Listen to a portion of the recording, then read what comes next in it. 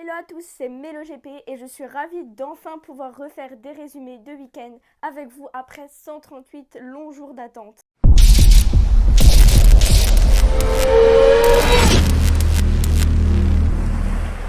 Et avant de commencer à résumer ces séances d'essai, il y a 3 choses à savoir. La première est que l'ouverture de la saison n'a pas eu lieu en Europe depuis 2006, ce qui est un événement, on peut le dire.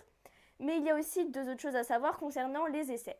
Il faut savoir que maintenant on ne dit plus essai libre, mais tout simplement essai, et qu'à la fin des essais 2, qui dureront donc à partir de maintenant 1 heure, eh bien on aura le résultat des pilotes qui iront en Q2 ou qui devront malheureusement pour eux passer par la Q1. Et il y a aussi une nouveauté pour cette saison 2023 qui concerne plus précisément Johann Zarco. Une bodycam a été placée sur le torse de Alexandre, qui est son assistant, pour nous immerger totalement avec lui durant toute cette saison.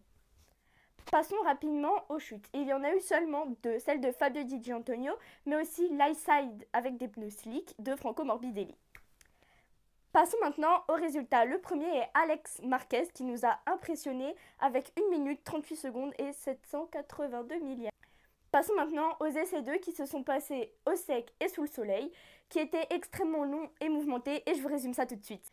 Commençons par le plus important, je pense, la quantité astronomique de chutes. Il y a notamment eu Joan Mir, Raúl Fernandez, Augusto Fernandez, les 2 pilotes de la VR46 Academy, Marc Marquez en fin de séance, Oliveira qui a fait un énorme high side, mais il va bien, heureusement. Il y a aussi Pecco Bagnaia qui a eu une panne. Et vers la fin, où il restait environ un quart d'heure, une énorme chute de Paul Espargaro. Il y a eu les 3 safety cars de sortie qui sont restés pendant un moment. Évidemment, le drapeau rouge a été sorti et nous avons heureusement des nouvelles de lui. Il est conscient, peut bouger et peut parler, mais il a été transféré à l'hôpital. Et on espère évidemment qu'il se rétablira le plus rapidement possible. Voilà pour la quantité astronomique de chutes.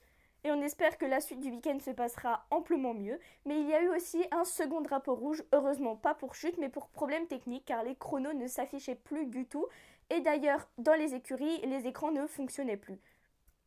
Passons maintenant au meilleur chrono avec Jack Miller qui a fait un chrono impressionnant, qui est d'ailleurs un record, 1 minute 37 secondes et 709 millièmes, suivi par Aleix Espargaro et Pecco Bagnaia.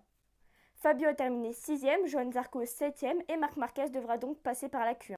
Et à bientôt pour de nouvelles infos GP.